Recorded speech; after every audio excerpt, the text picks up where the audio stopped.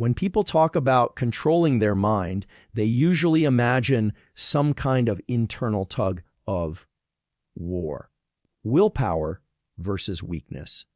Logic versus emotions. And while that metaphor has its place, the reality is much more specific and much more scientific, because your brain isn't just one thing. It's a collection of systems working at different speeds with different priorities, often pulling you in opposite directions. At the center of that dynamic is a fundamental misunderstanding most people have. They think their conscious mind is calling the shots.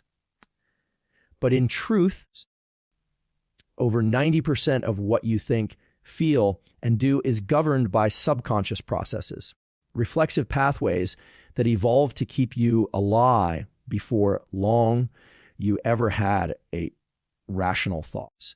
So the first step toward controlling your mind is to understand this. Your conscious thought is not the operator. It's the newest intern in the building. The real operators live deep inside your brain. Specifically, in the limbic system. The limbic system includes structures like the amygdala, which handles fear and emotional reactivity, and the hypothalamus, which regulates your stress response, hunger, and body temperature. These areas are ancient. They're lightning fast, and they don't wait for permission. If you've ever said something in the heat of the moment and regretted it, or felt hijacked by anxiety in a situation that didn't logically warrant it, that was your limbic system firing ahead of your prefrontal cortex. Now, the prefrontal cortex is the part of the brain that sits just behind your forehead. It's responsible for logical reasoning, executive functions, planning, impulse control, everything we associate with rationality. But here's the issue: it's slower, it's deliberate. And under stress, it can easily be shut down. In other words, if you don't train it to stay online, it often gets overridden. So how do we train it? How do we give the operator more control? Let's look at a structure that most people have never heard of, but that plays a critical role in this internal negotiation. It's called the anterior cingulate cortex, or ACC for short. This region acts as a bridge between your emotion centers and your executive centers. It monitors conflict. It tracks errors. It notices when your actions don't align with your goals. And it helps you course correct. What's remarkable is that this area is highly trainable. Just like a muscle, the ACC strengthens with use. And when you train it, you literally increase your capacity to observe thought without being dominated by it, to notice emotional reactions without immediately acting on them. One of the best ways to do this is through deliberate attention training. And no, I'm not just talking about meditation, although that can help. I'm talking about controlled exposure to discomfort that requires cognitive override. A perfect example is deliberate cold exposure. When you step into a cold shower or an ice bath, your limbic system screams, "Get out. This is dangerous." But if you remain still, if you breathe deeply and stay calm, you're not just enduring, you're strengthening a direct line between your prefrontal cortex and your limbic brains. You're teaching your brain that it's safe to be uncomfortable. That impulse doesn't equal command. This is measurable. Studies using fMRI scans have shown that after regular exposure to controlled stressors like colds, the neural connection between the prefrontal cortex and emotion centers actually becomes stronger. The brain adapts. You're not just building tolerance, you're rewiring your ability to choose your response under pressure. But cold isn't the only way. You can do this with any protocol that requires presence under tension. Intense exercise, focused breathing, public speaking, fasting. The key is that you're aware of the internal signal to stop, to escape, to react. And you override it with purpose. This act, recognizing the moment of internal tension and choosing conscious control over reflexive reaction, is how you teach the operator to lead. It's how you shift authority away from the automatic and toward the intentional. And it all starts with understanding that the mind is not one thing. It's a network of systems, some ancient, some modern. Some fast, some slow. If you only try to control the machine, the outcomes, the behaviors, without training the operator, your conscious awareness and attention,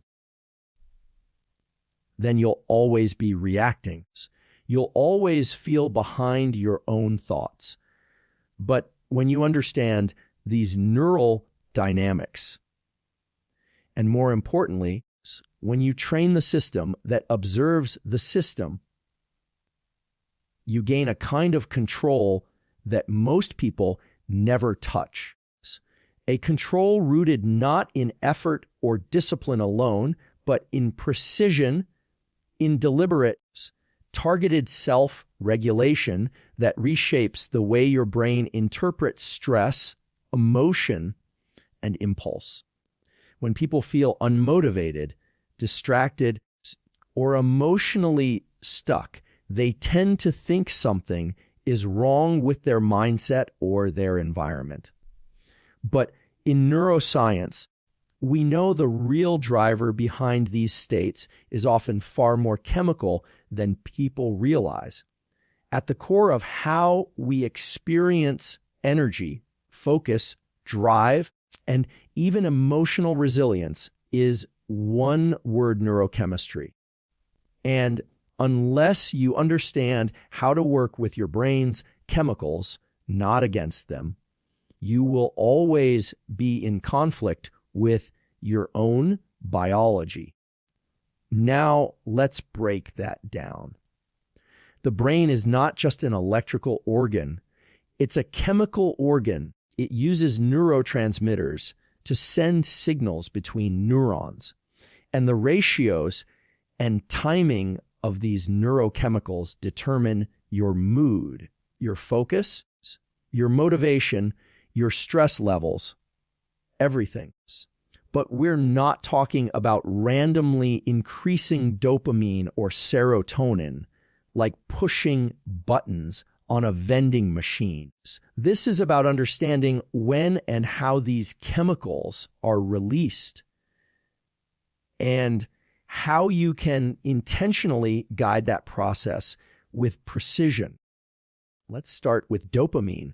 Most people think dopamine is the pleasure molecule. That's not quite right. Dopamine is actually the molecule of anticipation, pursuit, and motivation. It's what gets you up and moving toward a goal. When dopamine levels rise, your brain perceives value in the effort itself, even before the reward shows up. This is critical to understand because so many people try to control their minds by forcing discipline, when what they really need is to realign their dopamine systems. One of the most powerful ways to do that is by shifting how you reward yourself. Your brain has a reward prediction mechanism. When you complete a goal and reward yourself immediately with a treat, a scroll through social media, or even self-congratulation, you condition the brain to seek external validation. But when you delay the reward, or better yet, focus on the effort itself as the source of reward, something very different happens. You teach your dopamine system to fire in response to effort, not outcome. This changes everything. You're no longer chasing results for validation. You're generating motivation from within the tasks. Neuroscience calls this intrinsic reinforcement. It activates circuits between the prefrontal cortex and the ventral tegmental area, or VTA, the primary source of dopamine in the brain. When you lean into effort and enjoy the challenge, you create a self-sustaining feedback loop of motivation. This is exactly how elite athletes, creators, and high performers keep going even when the outcomes are uncertain. And there's another player in this system, norepinephrine. This is the neurochemical associated with alertness and arousal. It's released by the locus coeruleus, a small nucleus in the brainstem that acts as a spotlight, enhancing your ability to focus. When norepinephrine rises in the right amount, you become mentally locked in. But too much, and it turns into anxiety. Too little, and you fall into fatigue or boredom. So how do you regulate norepinephrine with scientific precision? One way is by controlling your visual attention. When you narrow your gaze, when your eyes are fixed on a single point, your brain activates the locus coeruleus and increases norepinephrine output. This isn't metaphorical, it's literal. Your visual system is part of your brains. It's the only part of your central nervous system that sits outside the skull. And the way you use your eyes changes your state. Narrow vision increases alertness. Wide vision, or panoramic vision, reduces stress and engages the parasympathetic nervous system. So when you need to activate focus, narrow your gaze. When you need to calm down, widen it. This is a behavioral tool you can deploy at any moment. No pills, no hacks. Just precision. Now, there's also acetylcholine, the molecule of learning and plasticity. When acetylcholine is released, it sharpens your focus even further. It marks certain neural connections for strengthening, like a highlighter on a page. You can trigger acetylcholine by leaning into tasks that require sustained concentration. The longer you remain engaged, the more this system gets activated. But here's the kicker. All of these chemicals, dopamine, norepinephrine, acetylcholine, they don't operate in isolation. They operate in concert. And what ties them together is behavior. This is where most people get it wrong. They think they need to wait until they feel motivated to act. But in reality, action precedes chemistry. Your behavior can trigger the neurochemical cascade. If you move first, the brain follows. So if you're feeling stuck, If your mind feels out of control, it's not a personal flaw. It's a chemical imbalance, often self-inflicted by habits that hijack your reward system. Endlessly scrolling, multitasking, chasing external hits of dopamine without earning them. But you can change this.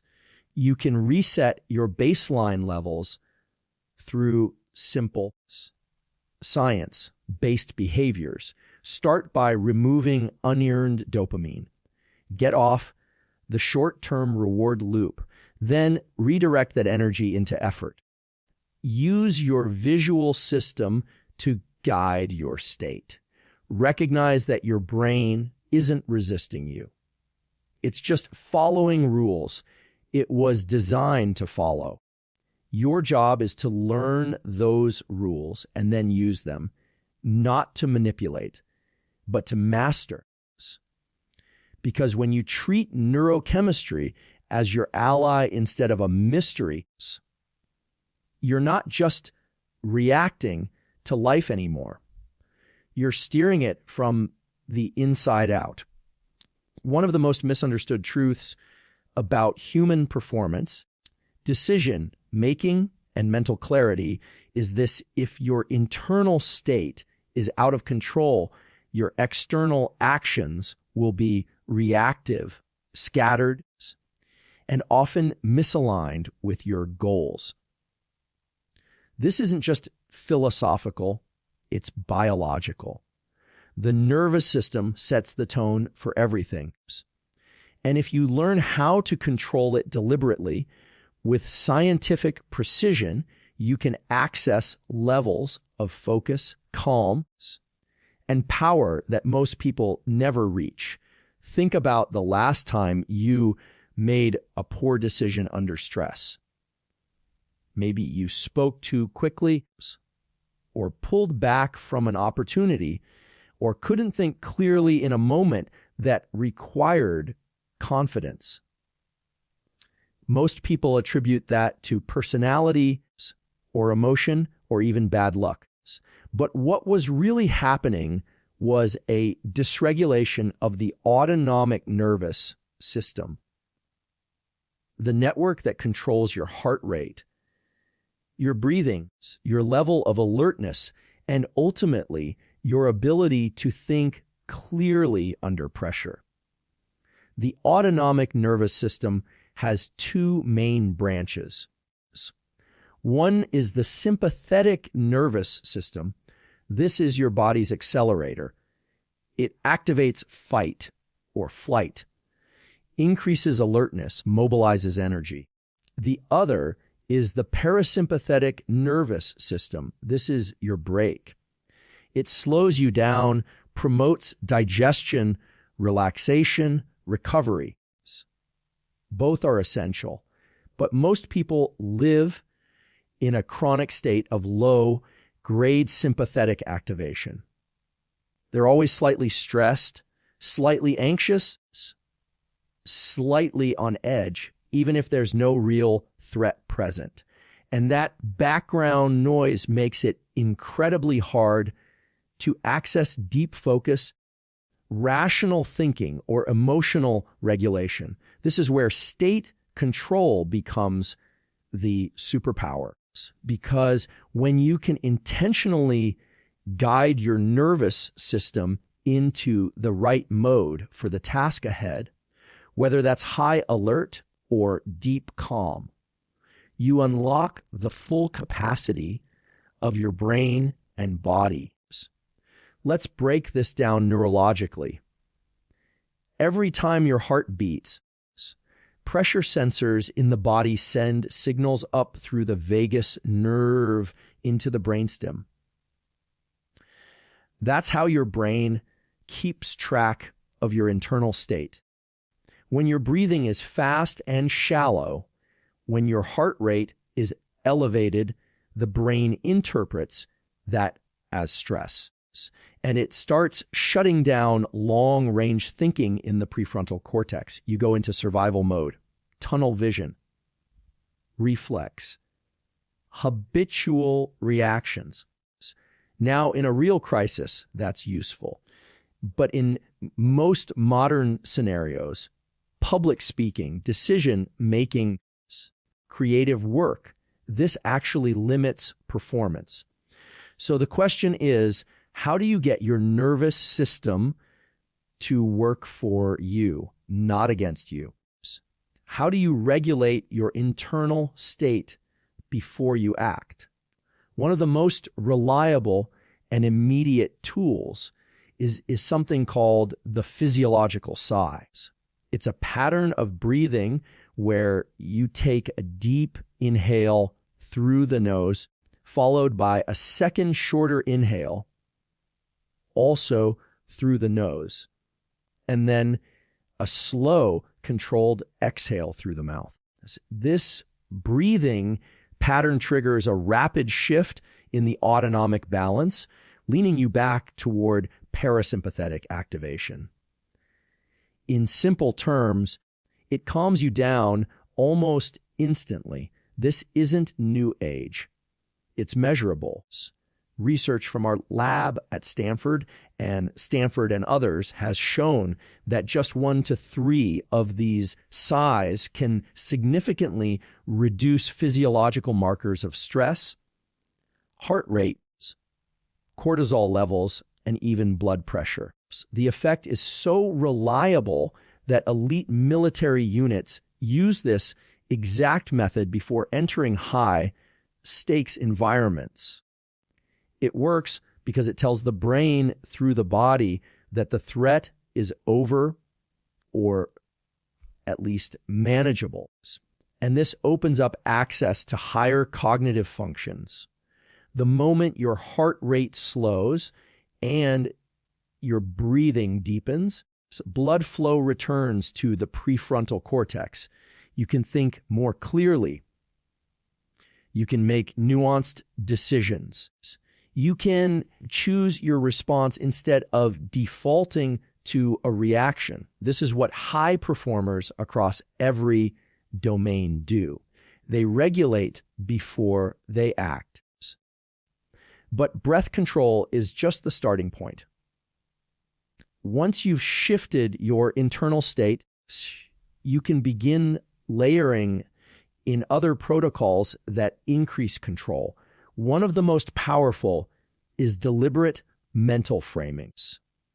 This involves consciously naming your internal state and pairing it with intent. So instead of saying, "I'm nervous," you say, "My body is alert and preparing me to perform."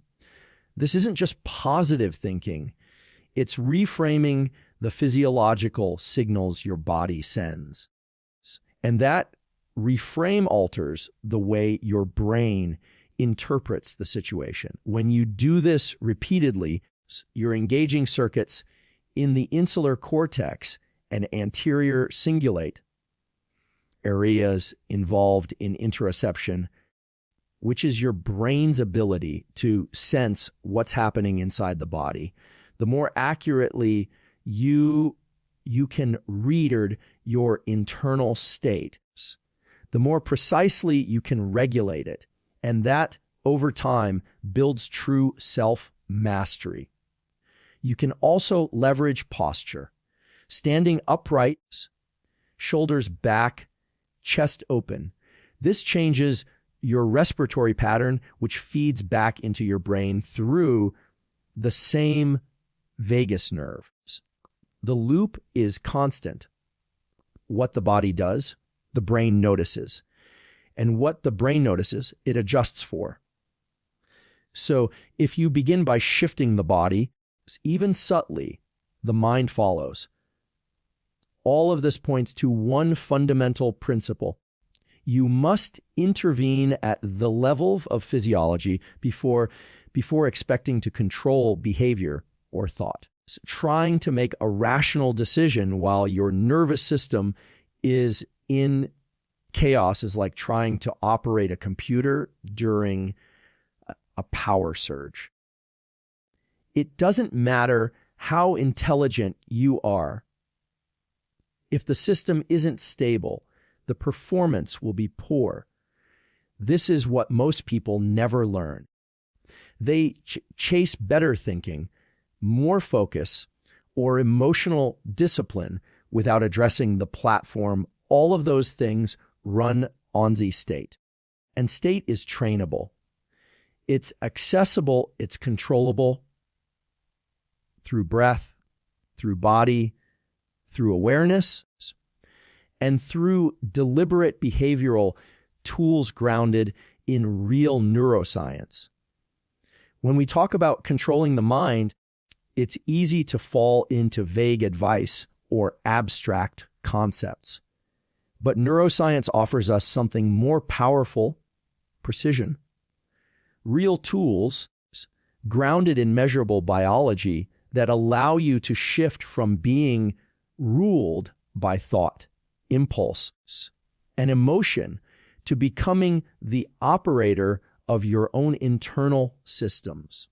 You now understand that your mind is not a single entity.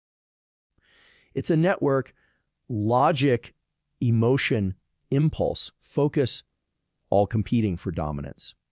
And that network can be trained. You've learned that your neurochemistry is not fixed.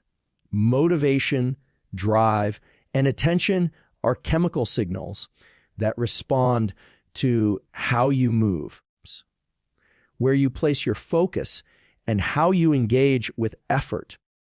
You've also seen that your internal state, your nervous system, sets the tone for every action you take. And by mastering that internal state first, you create space for conscious, intentional behavior to emerge. This isn't about becoming superhuman. It's about becoming fully human with access to your entire cognitive toolkit under your own command in real time. You're not a passenger in your mind. You're the pilot, and with scientific precision, you now have the map, the instruments, and the protocols to fly it exactly where you want to go.